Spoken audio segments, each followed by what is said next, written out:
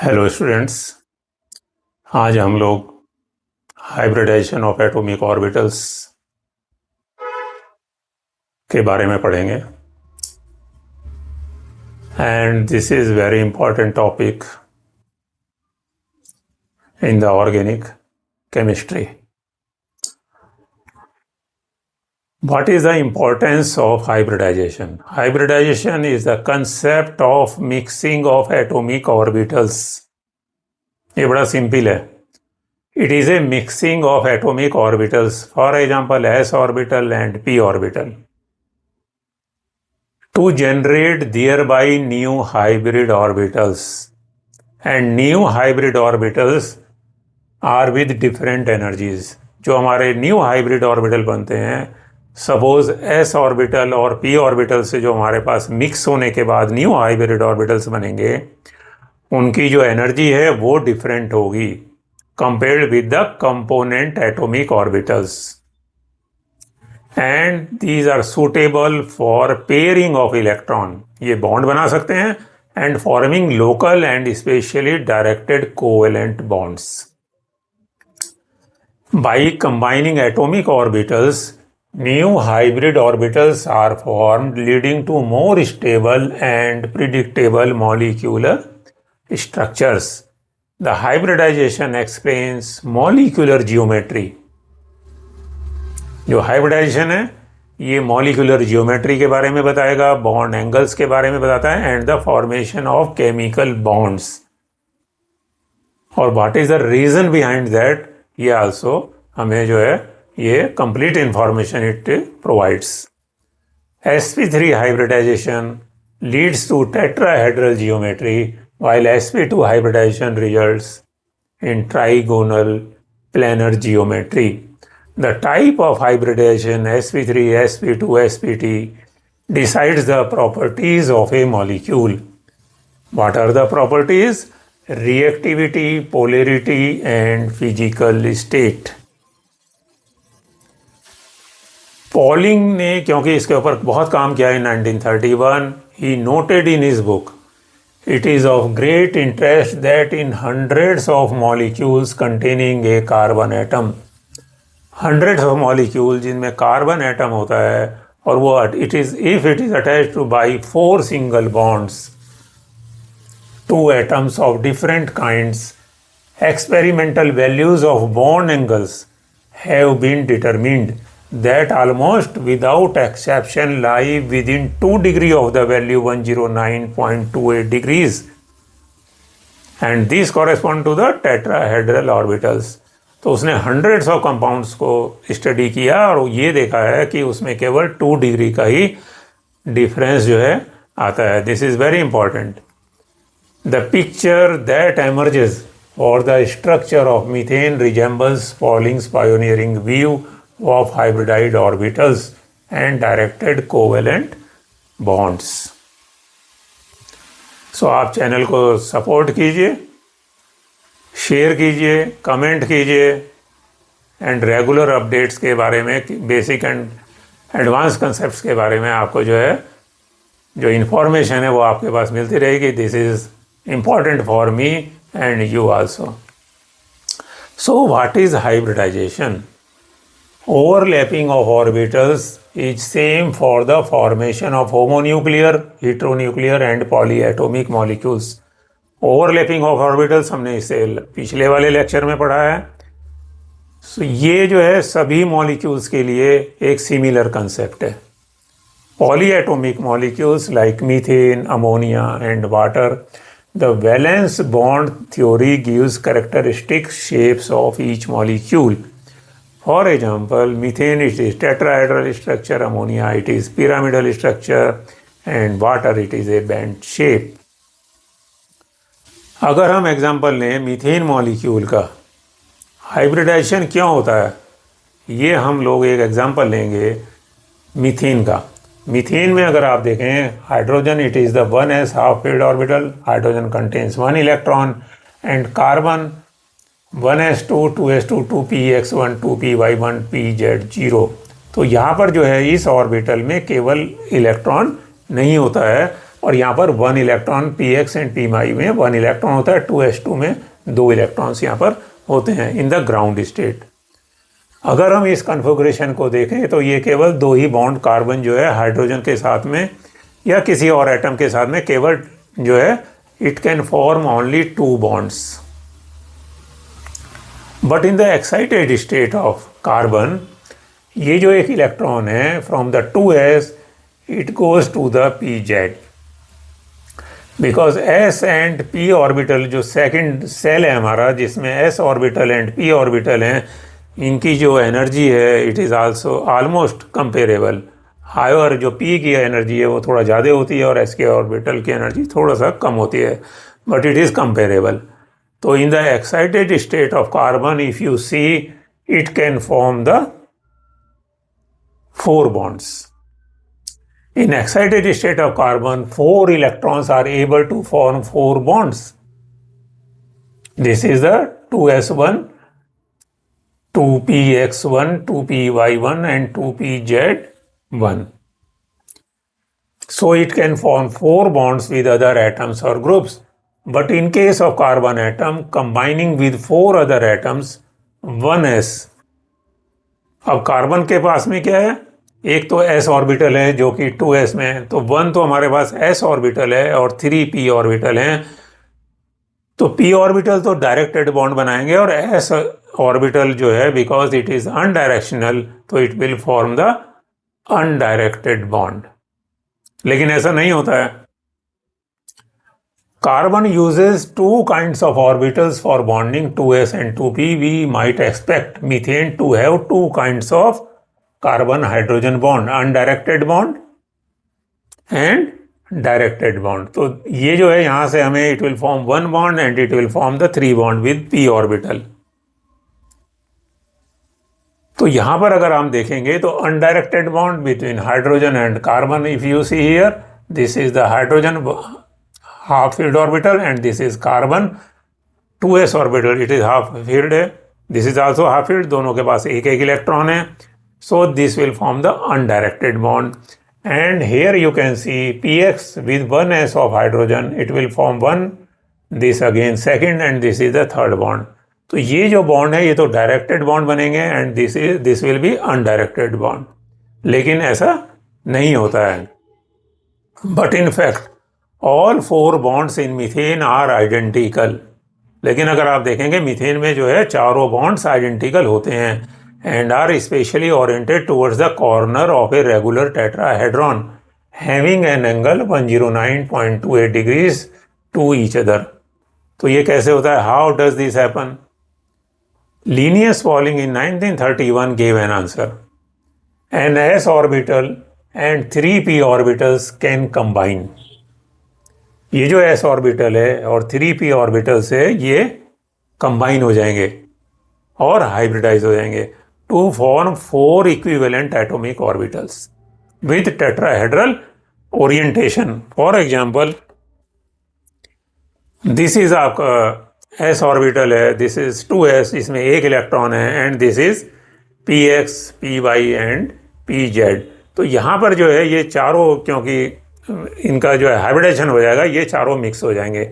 ये मिक्स होने के बाद में जो है हमारे पास sp3 हाइब्रिड ऑर्बिटल्स मिलेंगे और वो जो sp3 हाइब्रिड ऑर्बिटल होगा उसका जो फॉर्म होगी वो एक sp3 1 sp3 हाइब्रिड ऑर्बिटल जो है वो उसकी जो शेप है वो इस तरीके से जो है वो शेप आप उसकी sp3 हाइब्रिड ऑर्बिटल की शेप वो ऐसे आएगी। So these half filled orbitals will combine and 4 equivalent atomic orbitals with tetrahedral orientation will be formed.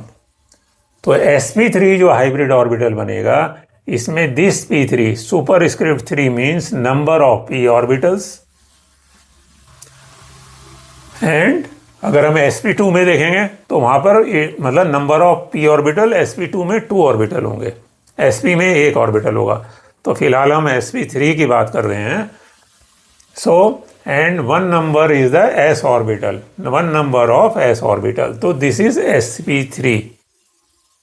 These tetrahedrally oriented orbitals are called sp3 hybrids. The concept of hybridization explains how carbon forms four equivalent tetrahedral bonds. When an s orbital hybridizes with three p orbitals, the resultant sp3 hybrid orbitals are unsymmetrical. ये भी काफ़ी important है. जो हमारे पास hybrid orbital आता है वो जो है अनसिमेट्रिकल होता है अबाउट द न्यूक्लियस. जो हमारे पास हाइब्रिड ऑर्बिटल आएंगे, फोर हाइब्रिड ऑर्बिटल्स आएंगे, sp3 फोर हाइब्रिड ऑर्बिटल्स आएंगे. These hybrid orbitals are unsymmetrical. For example, अगर दिस इज ये जो है this is one sp3 hybrid orbital. यहाँ पर आप देखेंगे इसमें this one lobe is bigger in size and this is one is small. So this is unsymmetrical in shape. अब ये unsymmetrical shape कैसे होती है? One of the two hybrid orbital lobe is much larger than the other. You can see here, this is a one lobe, it is larger size than the other. And can therefore overlap better with another orbital when it forms a bond. तो larger वाला जो lobe है ये bonding आपका करेगा. Consequently, sp3 hybrid orbitals form stronger bonds than do unhybridized s और p orbitals. तो ये भी इंपॉर्टेंट है कि sp3 हाइब्रिड ऑर्बिटल्स जो है वो स्ट्रॉन्गर बॉन्ड क्यों बनाता है? क्योंकि उसका जो लार्जर लोब है वो ही बॉन्डिंग करेगा, तो it is a stronger bond. अगर वो इंडिविजुअल से अगर हम एस और पी ऑर्बिटल की बात करते हैं वहाँ से, तो consequently sp3 hybrid orbitals form stronger bonds than do unhybridized s और पी ऑर्बिटल्स. फॉर एग्जाम्पल, अगर आप यहाँ पर देखें, this is s orbital, this is these three are the p orbitals. तो ये जो सारे के सारे हैं ये कंबाइन हो जाते हैं एंड ये हमारे पास 4 sp3 टेट्राहेड्रल हाइब्रिड ऑर्बिटल्स ये हमें मिलते हैं 1 2 3 4. तो बॉन्डिंग जो है वो केवल हाइड्रोजन के साथ में या किसी और एटम के साथ में वो ये केवल यही जो है बॉन्डिंग करेंगे. और अगर हम इसमें से एक हम sp3 को लेंगे तो उसका स्ट्रक्चर वो इस तरीके से होगा, n sp3 orbital. This is unsymmetrical about the nucleus. यहाँ पर आप देखते हैं one lobe is bigger in size and another lobe is smaller in size. Why are sp3 orbitals are unsymmetrical? This is important. The asymmetry of sp3 orbitals arises due to the presence of two lobes with different algebraic signs. ये हम लोगों ने पहले पढ़ा है कि जो p orbitals होते हैं उसमें जो two lobes in the p orbital they have plus and minus sign.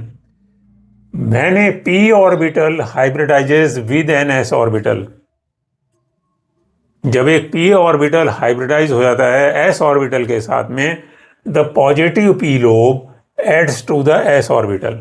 जो पॉजिटिव p लोब है that adds to the s orbital, but the negative lobe of the p lobe, negative जो lobe है उसका p orbital का, it subtracts from the s orbital. This is the reason. Subsequently, the hybrid orbital is unsymmetrical about the nucleus and is strongly oriented in one direction. So why are the sp3 orbitals unsymmetrical? So this is the reason. When a p orbital hybridizes with an s orbital, the positive p lobe adds to the s orbital, but the negative p lobe subtracts from the s orbital. Here you can see this is the p orbital, this is s orbital, and this is the px, py, pz. So जो negative lobe है, it subtracts from the s orbital and it adds to the positive lobe. So subsequently, the hybrid orbital is unsymmetrical about the nucleus. This is unsymmetrical about the nucleus and is strongly oriented in one direction. So these are the 4 sp3 hybrid orbitals of carbon which are equivalent in energy and forms 4 equivalent bond and tetrahedrally arranged. So when each of the 4 identical sp3 hybrid orbitals of a carbon atom overlap with the 1s orbital of a hydrogen atom, 4 identical carbon-hydrogen bonds are formed and methane molecule results. Clear हो गया है? Each CH bond in methane has a strength of 439. This is the energy and a length of 109 picometer.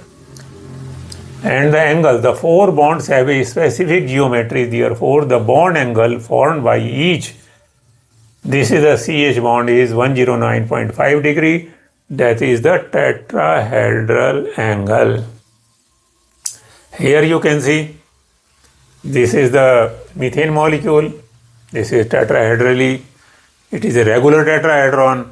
Here you can see the angle, bond angle between this carbon and this carbon, it is 109.5 degree, and this is the bond length 109 from this carbon to this hydrogen, 109 picometer.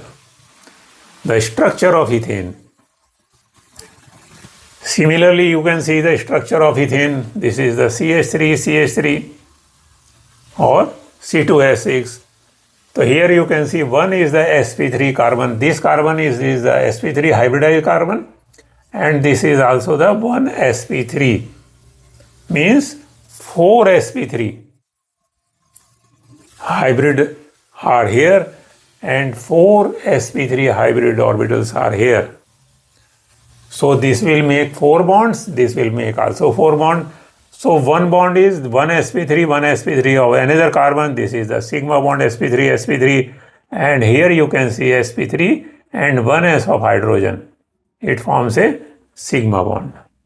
So this is the structure of ethane, and here you can see this is the bond length 154 picometer from this carbon to this carbon, and this angle is 111.2 degree. अगर आपने methane के case में देखा होगा, it is 109. So salient features of hybridization. What are the salient features of hybridization? The number of hybrid orbitals is equal to the number of atomic orbitals that get hybridized. Number of hybrid orbitals हमें उतने ही मिलेंगे जितने orbitals mix होंगे. The hybridized orbitals are always equivalent in energy and shape. Equivalent in energy और shape होंगे जो भी hybrid orbitals हमें मिलेंगे. Hybrid orbitals are more effective in forming stable bonds than the pure atomic orbitals. Hybrid orbitals जो हैं more effective हैं in forming stable bond, ये stable bond बनाते हैं, than the pure atomic orbitals. And these hybrid orbitals are directed in space in a preferred direction. एक direction होगी जिसमें कि ये जो है अरेंज होंगे to have minimum repulsion between electron pair, जहां पर इलेक्ट्रॉन पेयर में मिनिमम रिपल्शन होगा, and gets a stable arrangement, indicates the geometry of the molecules. So ये जो हाइब्रिडेशन है ये हमें जियोमेट्री ऑफ मॉलिक्यूल्स भी बताता है. Now what are the important conditions of hybridization. कुछ कंडीशंस भी होनी चाहिए कि हाइब्रिडेशन किस में होगा. The orbitals present in the valence shell of the atom hybridise.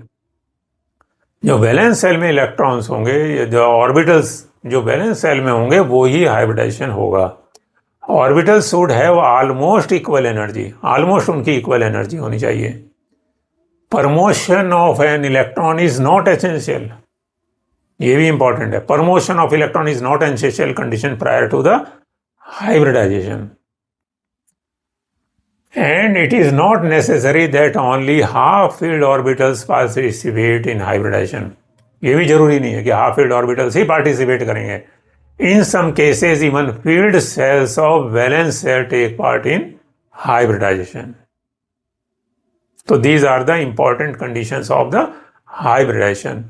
So next lecture जो होगा हमारा sp2 एंड sp हाइब्रिडाइजेशन के ऊपर होगा, और उसके हम जो लोग हैं एग्जाम्पल्स को स्टडी करेंगे। सो आज हम लोगों ने पढ़ा है hybridisation, importance and conditions of hybridisation and sp3 hybridisation and examples. So आप चैनल्स को लाइक कीजिए, सब्सक्राइब कीजिए और अपने फ्रेंड्स को ही बताइए, क्योंकि मैं जो हूँ केमिस्ट्री बिल्कुल एक सिंपल वे में, ताकि आपको समझ में आ जाए और आप उसे कभी ना भूलें। So thank you very much.